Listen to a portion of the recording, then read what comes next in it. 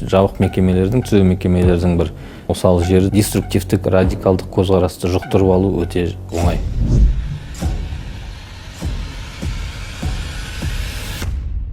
Салафизм танатын болсан, жәннатқа кіресің. Бұл өмір уақытша деген. Любой жаңғыл сөзді жағады.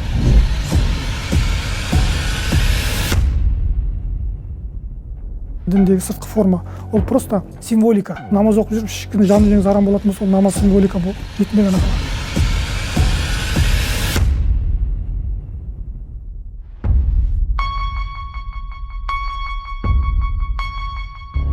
Дархан Рахымбеков адам өлтіріп қапасқа 18 жасында қамалды.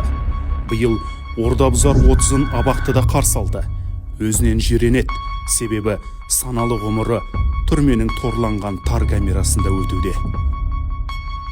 Анам асырады, қарындасым екеуміз өстік, әкенің тәрбиесі де жетпеді. Окружение сондай болды да, балалар хулигандар. Біздің жақта сол восток жақта көбінесе пышақпен жүреді балалар. Басқа жақтың, басқа ауылдың балалары сөзбен кездеспей қалып, көзім қанталатып дейді ғой, бір сөзбен айтқанда. Не істерімді де білген жоқпын ғой, пышағым болған. Пышақпен неметіп жүрміз, оказывается, жүрегіне тикетіпті. Семей өңірінің тумасы білім алуға қызықпады. Анасы отбасын асырау үшін тентіреп жүргенде Дарханды көше тәрбиеледі. Түнгі жүріс түнекке сүйреп, қасақана адам өлтірді деген баппен түрмеден бір-ақ шықты. Кесілген үкім 16 жыл. Алғашында Дархан күйзеліске түсіп, қалың мұңның құлына айналады. Сол сәтте деструктивті діни ағым өкілдері қамқорлық танытқан болады. Қызба мінезді жігітті арбап, түрме әкімшілігіне қарсы айдап салады.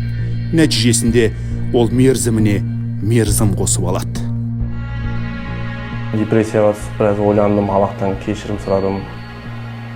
Адам өлтіріп қойғаныма. Салафизм дегенде оны қатты бір танған жоқпын негізі. Маған айтты, сөздерін естідім, дұрыс танатын болсан, жәннатқа кіресің деген. Бұл өмір уақытша деген. Сол немелер енді жағымның любой жаңғыл сөзді жағады. Салафизм деген негізі мұсылманбыз дейді, неметеміз дейді. Ноғылағандайда чересур шектен шығып кеткен адамдарда көп ондай. Солардың немелеріне ермеу керек андай, ықпалына. Олардың мақсаттары бүлік.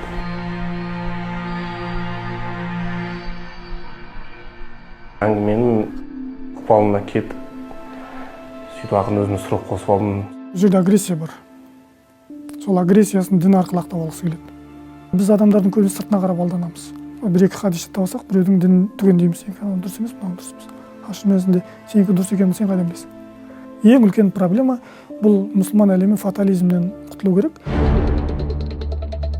Жалпы деструктивті діни ағым жақта шинау үшін түрлі тәсілді пайдаланады. Асауға ауыздық салып, жуасқа тікенегін төсеп, қалталыға қақпаны құрулы. Қылмыстық атқару жүйесі де қарап қалмады. Еліміздегі колонияларға жаппай камералар орнатылған. Теріс ағымның ықпалында жүрген сотталғандарды оңалту, яғни қалыпты өмірге қайтарудың әдістемесін дайындады. Көп сатылы шараға Ақниет орталығының және жергілікті әкімдіктердің теологтары тартылды. Жабық мекемелердің, түзеу мекемелердің бір осал жері дейміз, деструктивтік, радикалдық көзқарасты жұқтырып алу өте оңай.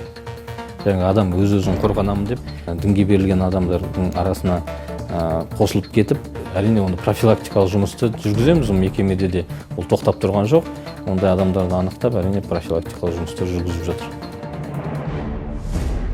Дерадикализация күрмеуі қиын жұмыс. Теологтар істі болғандардың деструктивті идеяға улану деңгейін анықтап, соған қарай әрқайсысына әртүрлі әдіс қолданады.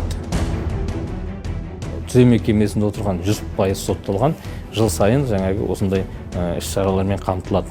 Тек қана теологтың жұмысы жеткіліксіз, ол психологтың да жұмысы керек. Біздің Қостанай академиясының орталықта осындай психолог мамандарды дайындайды. Сондықтан бұл салада қазір жұмыс жүргізіліп жатыр. Жабық мекеме болған соң ол жаңағы қоғамда көп көрсетіле бермейді. Радикалды немемен бастыға тұру ол оңай. Себебі ол көбінесе адам андай сынған кезде, жаңағы ауыр сәттер келген кезде адамға жақындайды да, жақсы сөздер айтады, неметеді. Соған ықпалына кетіп қалу мүмкінсің де. Мойындаймын. жасаған қылмысымды мойындаймын, өкініш білдіремін. Менің ғана өмірімде емес, бүкіл адамдардың, мысалы, марқұм баланың анасы, сол бала Асланның өмірін еттім, қидым, мысалы, өз анамның немесін талқан еттім де өмірлерін. Өзім осындай жерде отырмын, мысалы, түрмеде отырмын. Ең дұрысы біздің имамдардан, муфтияттан білім алған дұрыс. Олардың, мысалы, қазір Қазақстанда да көп қой.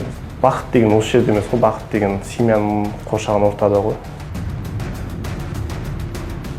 Дархан жазасын Алматы облысында өтеп жатыр. Теологтардың оңалту дәрісі нәтижелі болып, ол есін тез жиды.